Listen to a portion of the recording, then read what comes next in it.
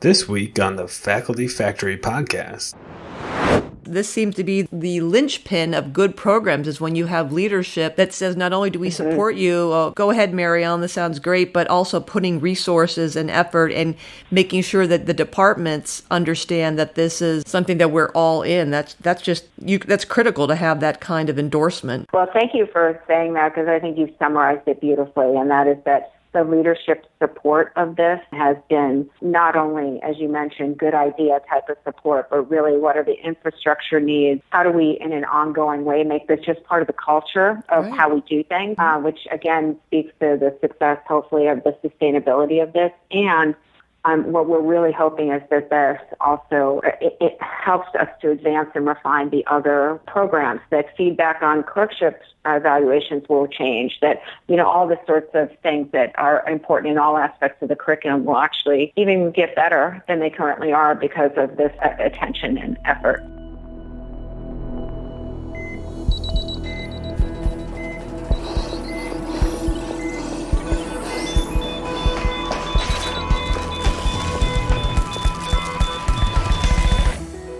Welcome back to the Faculty Factory podcast. On today's episode, we have Dr. Maryellen Gusic, the Senior Advisor for Educational Affairs and Professor of Medical Education in Pediatrics at UVA. Hi, Maryellen. Welcome to the Faculty Factory podcast. Hi, how are you? Oh, we're good. Well, we have talked with Sue Pollard, your Senior Associate Dean, and Troy Buer. And we've had a lot of great conversations about things going on down there at UVA. You're definitely highlighted as someone we needed to talk to, and I know you have a lot of interesting things to share about what you're doing in education, especially for clinicians. So why don't you start by telling us how you wound up from education in pediatrics to educational affairs and faculty development work? Oh, thanks for that question. Actually, really starting early in my career, one of the ways that I was interested in thinking about education was thinking about what I personally needed to do to enhance my skills as an educator. And then from that, thought about, well, how can I also work with my colleagues and help us collectively increase our skills? And really then moving towards focusing our career in education, develop our academic niches as educators. And so really from starting back early in my career at Penn State, I had a great opportunity first in the pediatrics department to start to think about faculty development, but then at an institutional level to get involved in faculty development. And so most of my scholarship actually is in that realm of thinking about how best to prepare educators, document what educators do, and then value that in promotion processes. A lot of, then again, my work in faculty development provided me the opportunity to start thinking about how do we actually study and think about what the impact of faculty development is. And so working early in my career at Penn State as a co-director of the Junior Faculty Development Program, we were really able to think about, again, how are we measuring the impact of the program on the faculty and the institution.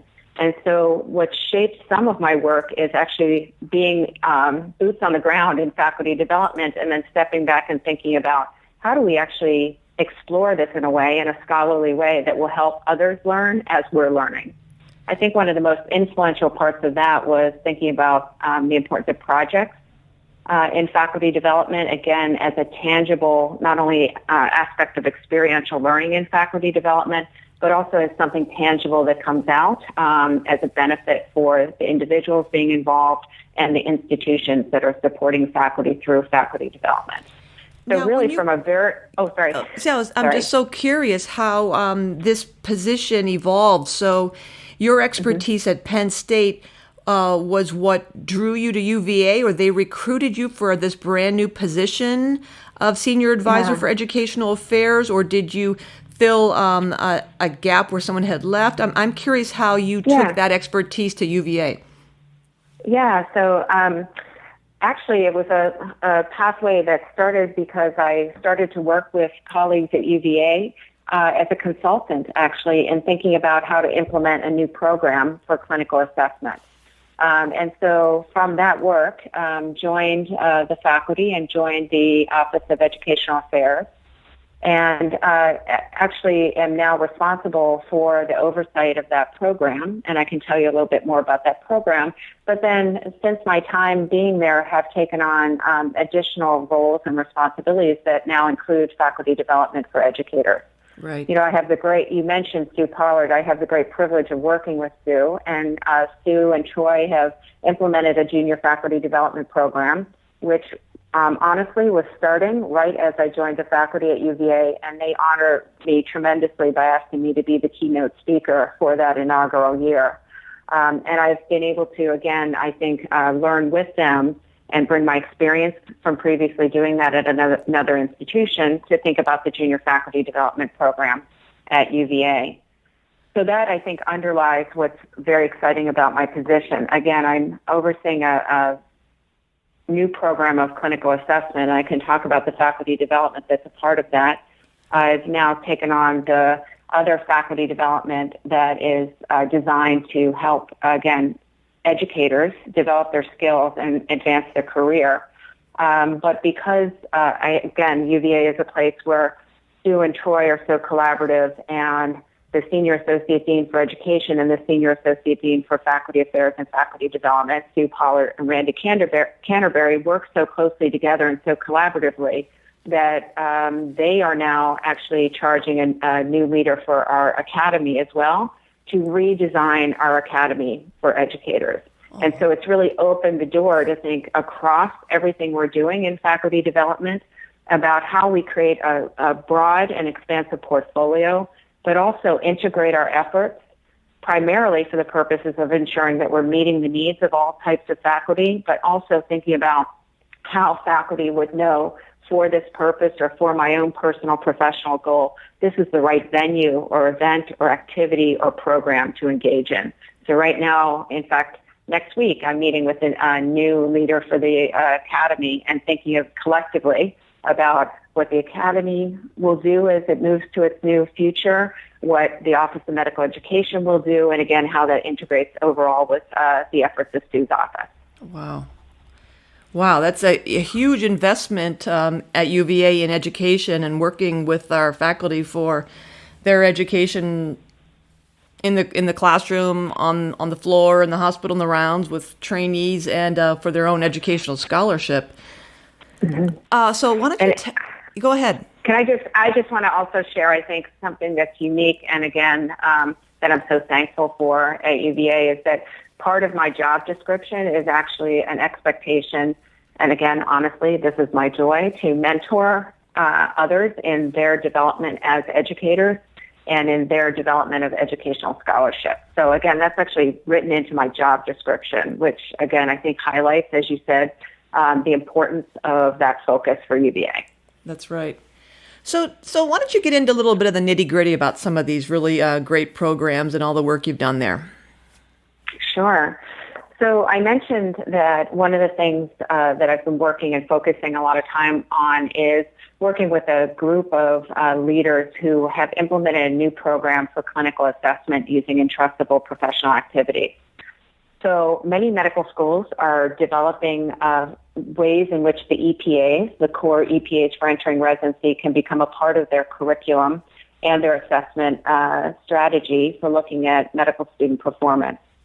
One of the things we've focused a lot at UVA is on the faculty development that, and I use the word faculty, but I would say professional development that will allow both residents and faculty to be prepared to use a new system of assessment and to integrate those efforts in using a new system with the more traditional system of assessment for medical student performance that all medical schools use, meaning in their clinical rotations, evaluating the medical students, completing their evaluations that become eventually part of their portfolio for their MSPE.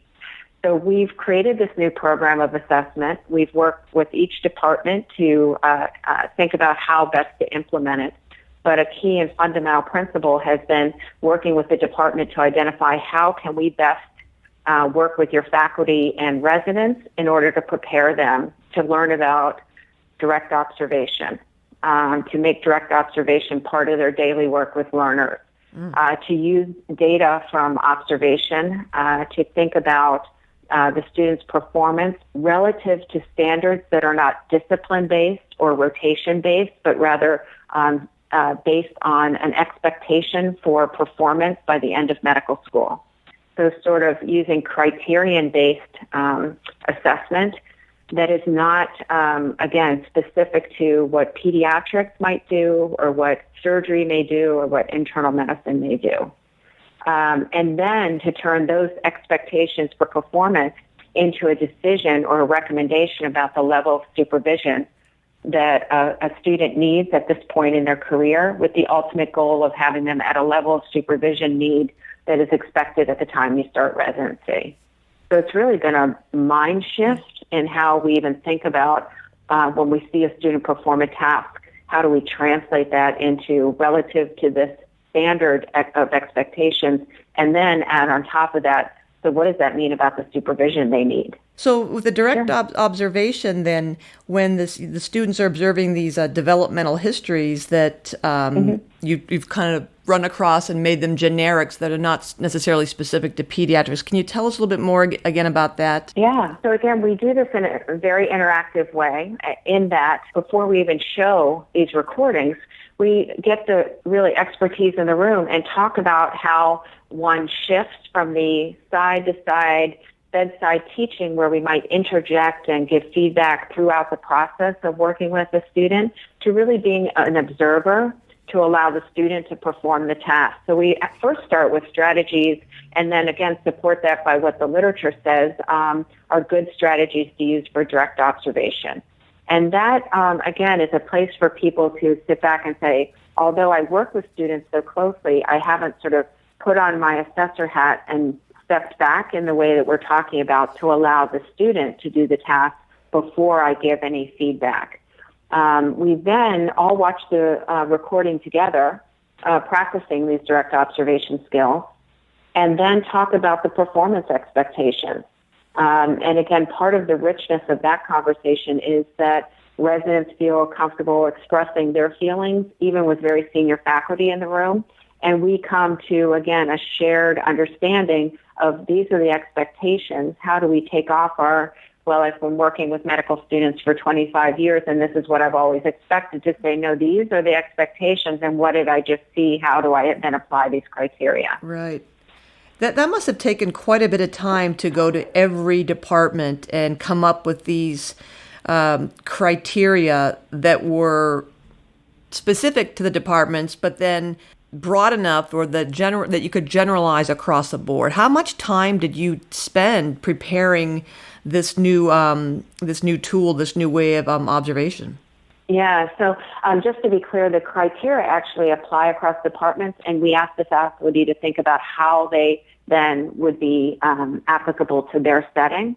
So again, as I mentioned in pediatrics, a developmental history is part of a comprehensive history, but the component of that on our expectation grid would be more about, again, incorporating all the critical components of a history.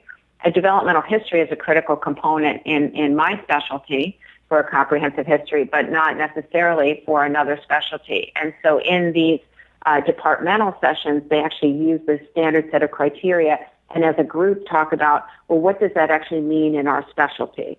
So again, to ensure some uniformity. What we're trying to do is help, again, set up a system in which students can be assessed across different disciplines, and not feel like it's Groundhog Day, meaning that I worked with this attending yesterday, or I worked with this attending last week, or I was on that rotation before, and it's a whole different ball game. The rules are all different for this rotation.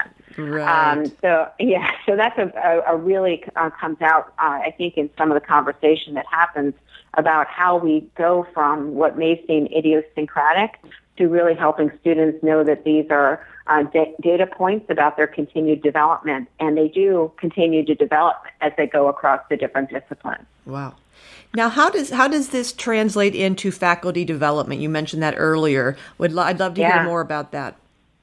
Yeah. So, again, using a new system of assessment means that faculty have to feel comfortable and confident and believe that that new system is credible, honestly. So part of the goal of faculty development is, for this particular program, is the aha moments that happen when people start to talk about how they will assess students in this new program, how they will make this more of an objective determination.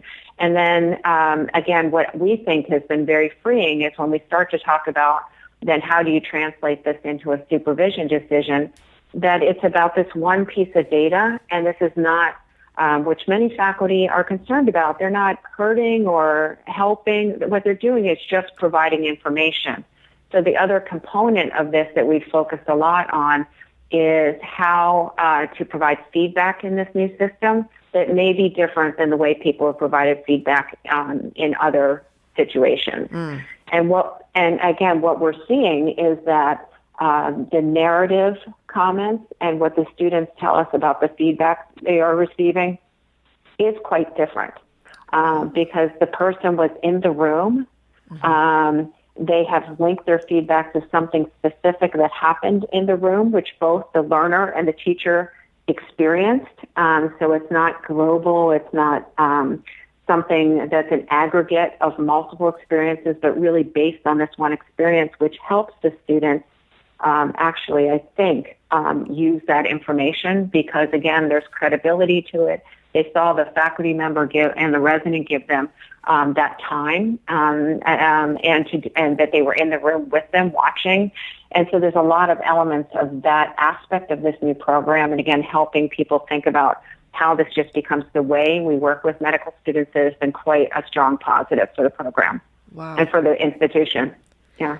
Now, what kind of metrics have you set up to be able to judge or implement, effectiveness or, the outcomes of this new system that you put in place compared to the other one? Or are you are your feet being held to the fire by any of your leaders to document evidence of return on investment for this new venture? Are there any, outcomes that you're hoping to produce some scholarship around this? Any change in time or morale or retention or faculty satisfaction or trainee satisfaction? Can you talk a little bit about how you're going to assess the effectiveness of this? Yeah, so what a great question. So will have to say that the other thing that's been very positive is for the program, and I think for implementing a new system of assessment and engaging the community in this new system is that our dean, David Wilkes, is incredibly supportive. Again, when you think about we want to create a program where students are directly observed, where they get immediate feedback about their performance, and that overall they will get feedback and have a faculty coach, which I can talk about, who helps them look at this information from the feedback or data from assessment as a tool for their own learning. He was all in, which was fantastic. But he has also implemented with the Senior Associate Dean for Education systems that allow people to understand the effectiveness of the program. So that part of the dashboard that chairs are able to see continuously is about the number of assessments being done. They can drill down and see the faculty who are engaging, the residents who are engaging, what sort of the supervision scales are, and how they relate, again, to the means in the department. So, again, that in itself is a tool potentially for faculty development to help people see how they're doing. So we've created the tool to actually allow just-in-time assessment to happen, but also data visualizations that help people, especially the students, have a visualization immediately of this information. They have a faculty coach, which is a brand new role that was created to support the program, who helps them integrate this information and create learning plans to continue their skill development. We have another new role that was created, a role called Master Assessor, and this is a group of selected faculty who actually engage in monthly faculty development to really become experts in assessment. And they are doing these assessments across disciplines outside their clinical disciplines, and in fact making up our entrustment committee who looks at this data in aggregate to look at students' progression to be ready for day one of residency. There's been a lot of other systems set up, and again, it's because the dean and the senior associate dean have been so supportive of the program. But each of those systems, we're actually looking at both the effectiveness of them. So right now we have a paper about to submit looking at really the effectiveness of the faculty development as evidenced by consistency in application of these standards that I've been talking about. Wow. We've also just submitted another paper, actually, that was very exciting to do because the first author is a medical student who was part of the pilot part of this program, looking at student experience and how they're experiencing these new types of ratings, meaning supervision ratings, and how they're experiencing the immediate feedback that's coming from these observations. Wow. And then we just had a paper published in Academic Medicine that actually looks at how this has influenced our thoughts about thinking about the use of data related to competency and the fourth year of our medical students' experience. Wow, Maryellen. That's a lot. I mean, was this dashboard concept? Now, my expertise is not in education, and I have nothing to do with medical training. So this may be a stupid question, but this dashboard that you described, this just-in-time concept, is this a new piece to your new program of assessment, or did you have a dashboard before? Because this sounds new to me. I love data, and I love accessibility of data. So when you're describing this, I'm thinking, hot dog, that's what we need. I love that, being able to look at data from both, I'm thinking, well, you're talking about like the trainee, the students, and the faculty. And I also think from like deans and faculty, I love to be able to see data of who's doing what and what are their experiences in it, and then what outcomes or what is the impact of that. So was this dashboard concept around before and you just kind of tweaked it, or did you build a whole new dashboard? Another great question. So we created a web-based tool for these assessments, and part of the development process was actually incorporating the plan for data visualization. And each data visualization has a slightly different look in that we very much specialize the visualization, and we continue to enhance these, to be frank, as we're using them and learning from people's experience in using them. So we have data visualizations based on the stakeholders' needs, right? So students and their coaches have a view of the data all the time. Every assessment that goes in, they can see it right away. They can see the progress that the students are making. The students' college deans, who are our student affairs deans, also have access to that information. Then the chairs have a different visualization, again, based on what they would like to know as far as how their faculty and residents are engaging, how many assessments are being completed. We're working on views right now for individual faculty so that they can also have, again, information that they can use for their academic advancement, meaning that they can go in and see, I did this number of assessments. Right. This is the mean for my department. So each visualization has been or is being created is based on a specific need. Wow. The underlying premise, though, is that the data, the ratings, the narratives are the students' information for their development.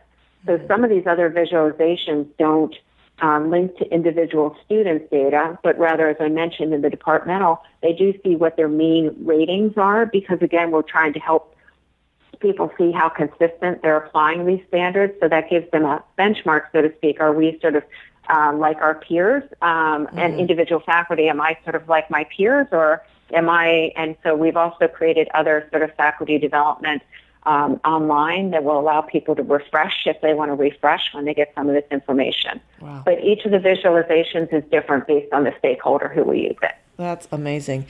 Now, I'm curious about your Master Assessor training. Yeah. Could you tell us about that and the coaching element? I think that's also pretty cool.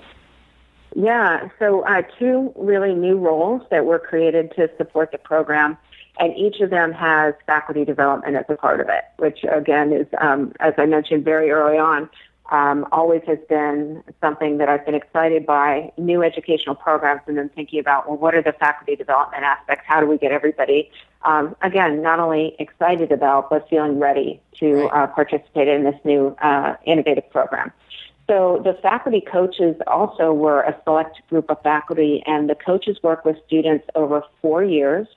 The same student over 4 years, and they have a couple different roles, but their roles related to this particular program are to meet with students at a really very regular interval to use data from this assessment program in addition to other data that the students get from their other forms of assessment to really analyze it in a way to say, what are your strengths? Where are your areas for development, and how do I empower you to work with your next set of teachers to help meet those areas of development? So it's really a professional development for the students. The students co-create with their coaches a learning plan. So even the process of learning how to write learning goals to how to come up with actions that will actually address those learning goals is all intended to be professional development for the students that will help them, as lifelong learners. That's what we all hopefully approach our work with, that mindset. The master assessors. Well, can I interrupt you, Maryellen? Just one second. The coach, you said they meet with them for 4 years. With what regularity? Because I'm thinking, oh my gosh, that's quite a commitment. And then if you could also address, does this help a faculty member get promoted? Is this like a criterion that they can put on their CV for an educator and be promoted? Mm-hmm. Yeah, so great question. So in the first, the pre-clerkship phase of the curriculum, they meet quarterly. In the clerkship phase, they also meet quarterly. In the post-clerkship phase, they meet twice a year. Okay.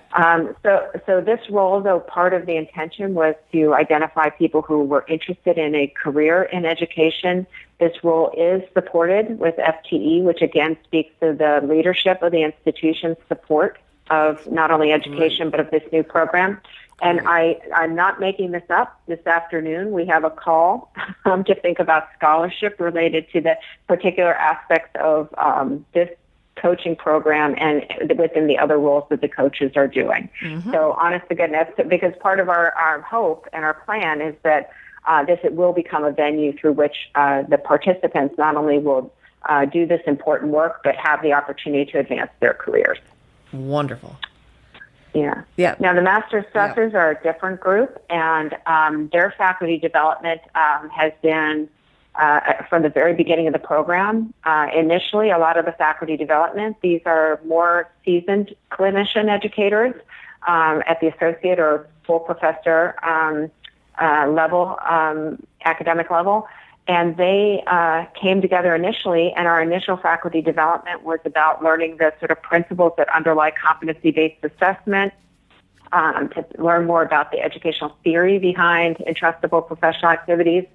But then we moved to some actual very experiential professional development activities, meaning that we would go collectively and observe students and then talk about, again, what did we observe? Students actually doing these tasks in real time. What did we observe? What would you say to the student? How would you apply the standard? Again, not looking at my discipline lens. I'm a pediatrician. I would only go to pediatrics. I'm up on internal medicine with these colleagues, and we're watching rounds and we're listening to students present, and then we're talking collectively. So part of that process was, again, helping us to reinforce what the standards are and how we will apply those standards, because this group, again, is looking at students over time in multiple settings. This group also makes up our entrustment committee, so we've also done a whole bunch of professional development around group decision-making, learning from the residency program level, how clinical competency committees work, what principles can we use from that experience and from what people have published related to that to actually apply to our entrustment committee's decision-making. Really, I would say even our entrustment committee meetings are professional development activities where we talk about the things we need to talk about, but then continue to think about what does this tell us. And we just came out of our last one this week, earlier in the week, and talked about what additional type of, again, norming activities do we need to use? How will we do additional things to ensure inter rater reliability? So again, all the standards for assessment. This group is really identifies what they need, and we try to meet those needs.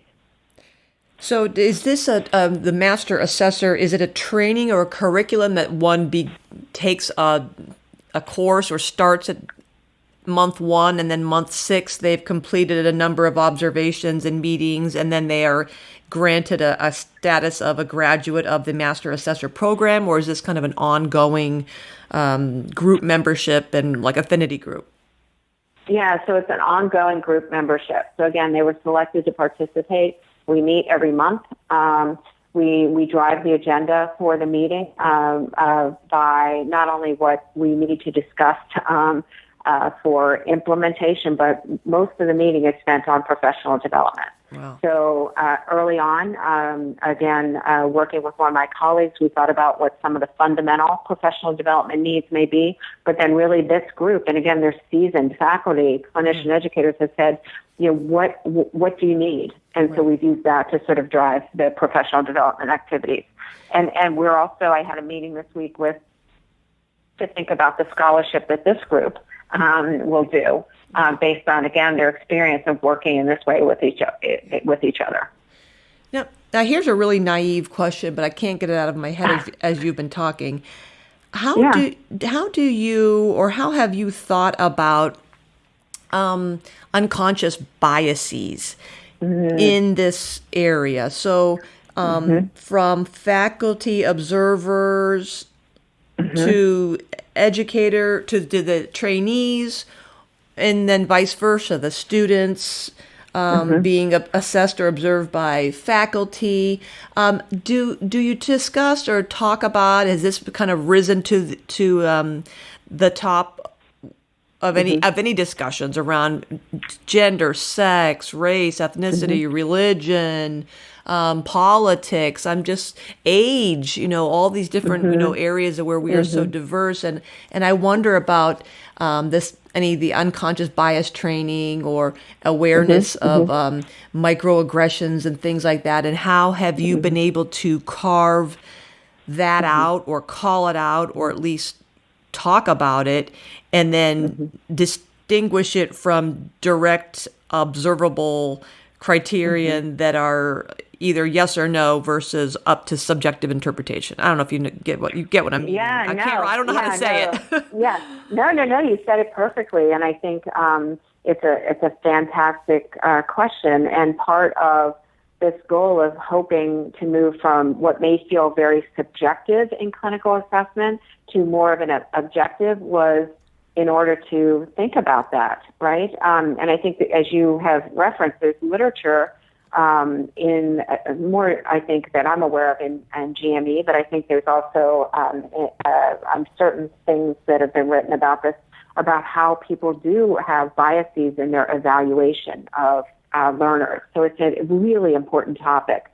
So one of the things I think is fundamental to helping people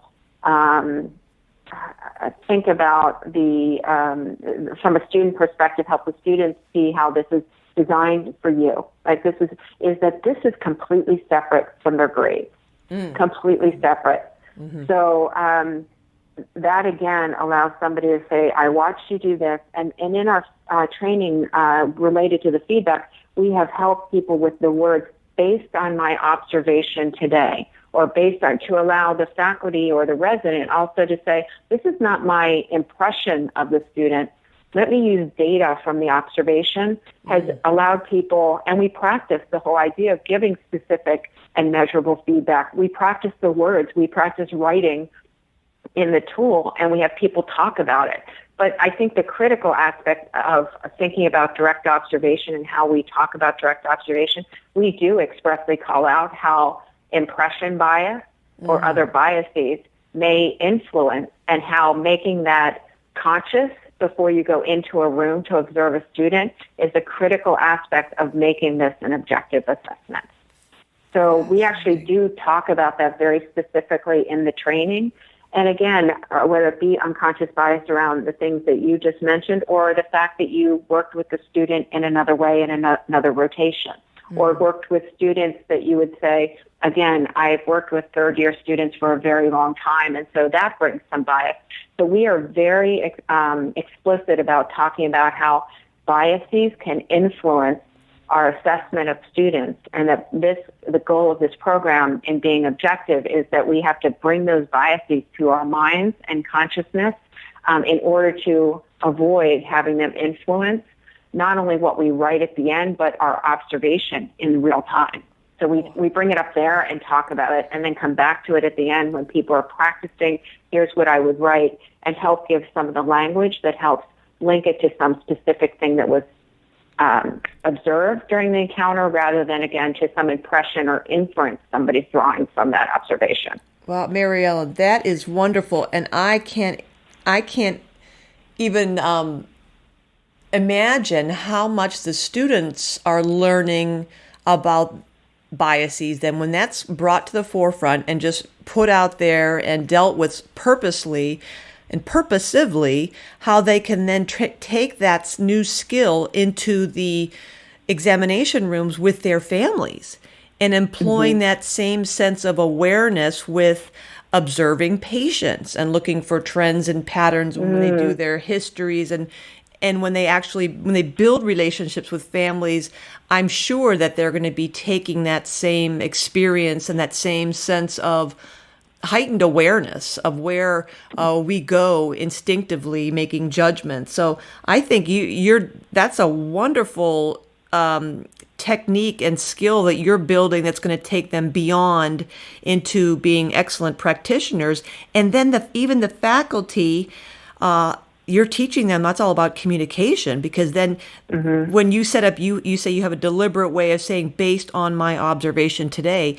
That's also, I love that faculty development component. You're teaching leaders, people how to be leaders and use language that is more empowering and not setting someone up to be defensive. So all those, you've incorporated so many elements about good leadership that I think works in all ways, from faculty to trainee and going into the families and the community. So I think that's just fantastic, Maryellen. Well, thank you. And I have to once again say that this has been a team effort, in that, number one, all the colleagues and all the departments who have helped us think about how to make this program possible.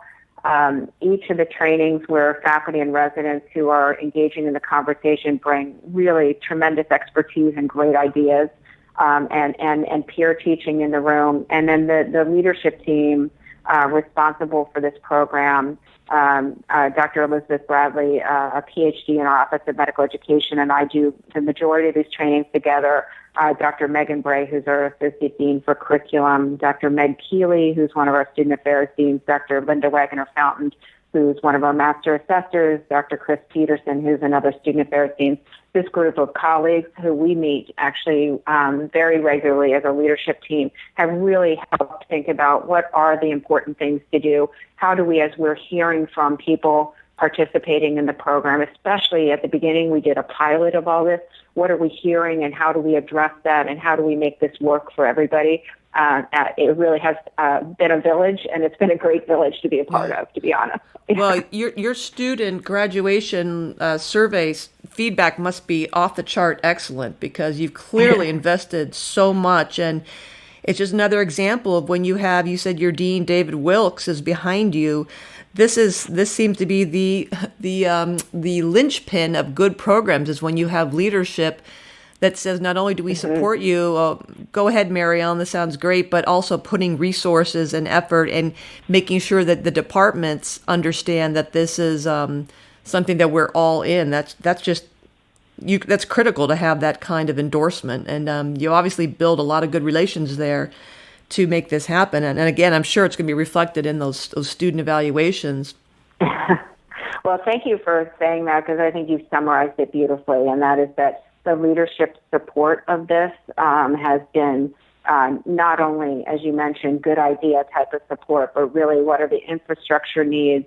How do we, in an ongoing way, make this just part of the culture of how we do things, which, again, speaks to the success, hopefully, of the sustainability of this. And what we're really hoping is that this also it helps us to advance and refine the other programs. That feedback on clerkship evaluations will change. That, all the sorts of things that are important in all aspects of the curriculum will actually even get better than they currently are because of this attention and effort for this particular aspect. Yeah, we see this all the time when someone develops a good model or a tool, and somebody else just has a moment to reflect and think about that, and then all of a sudden the light bulbs start firing saying, wait a minute, we can take this dashboard and put that there. We can take this direct observation component and put it here. We can use this master assessor concept and put it into a peer mentoring program. I mean, there's so many ways that when you come up with a good idea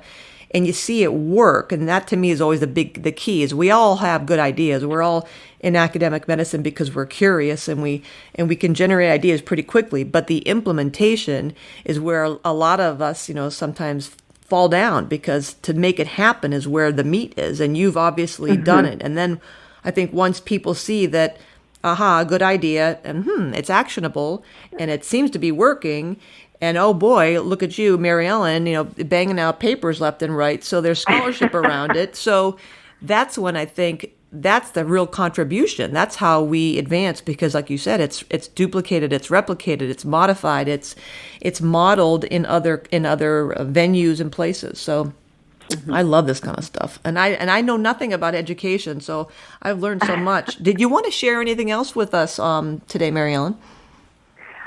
So I guess the only other thing I'd share is that many times the faculty development for educators may be done within an office of medical education, and then there's a whole parallel sort of universe of what the Office of Faculty Affairs and Faculty Development is doing.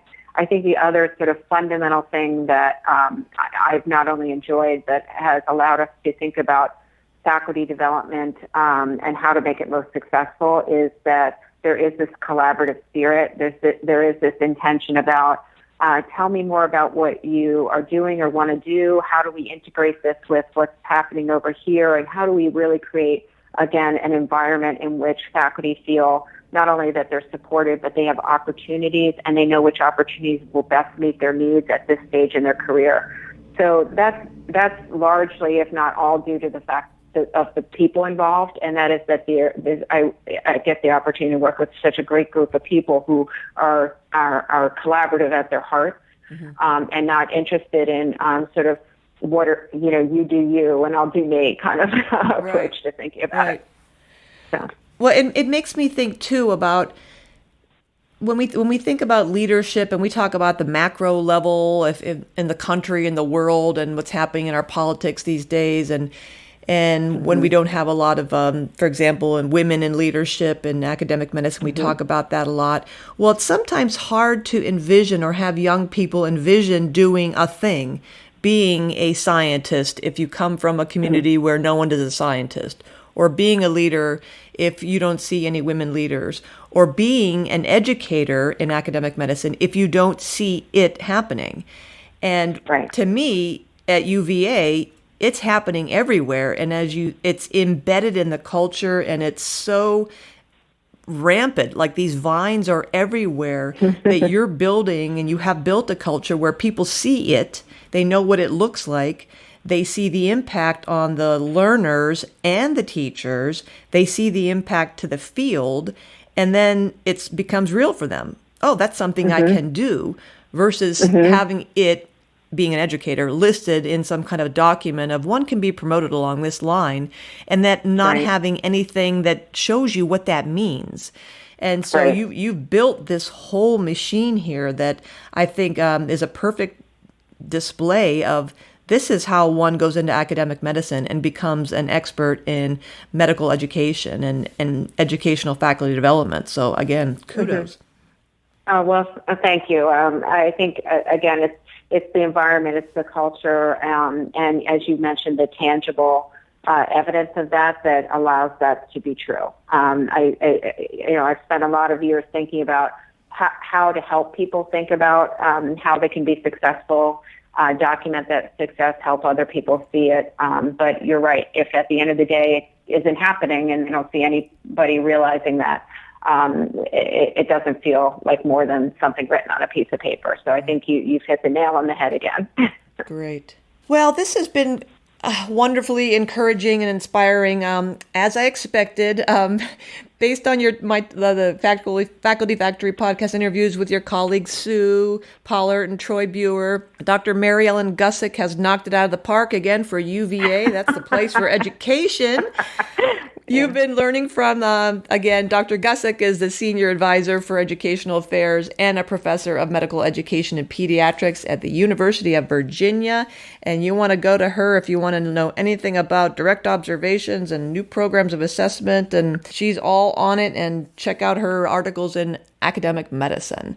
Thanks, Dr. Gusic. Thank you for letting me share something I hope came through as something I'm incredibly excited about and feel very fortunate to be able to be working on. Thank you so much. Have a great day. Thanks for tuning in to Faculty Factory Podcast. The mission of the Faculty Factory is to build and support a community of leaders in faculty development who share tools, resources, wisdom, and encouragement in service to our faculty members, schools, and institutions. We encourage you to go to facultyfactory.org to find out more. Get in touch with me, ask me any questions. Maybe you want to be interviewed on the podcast. Thanks for tuning in to Faculty Factory Podcast. We'll see you next time. The Faculty Factory podcast and website is sponsored by the Johns Hopkins University School of Medicine Office of Faculty. For more information, visit facultyfactory.org.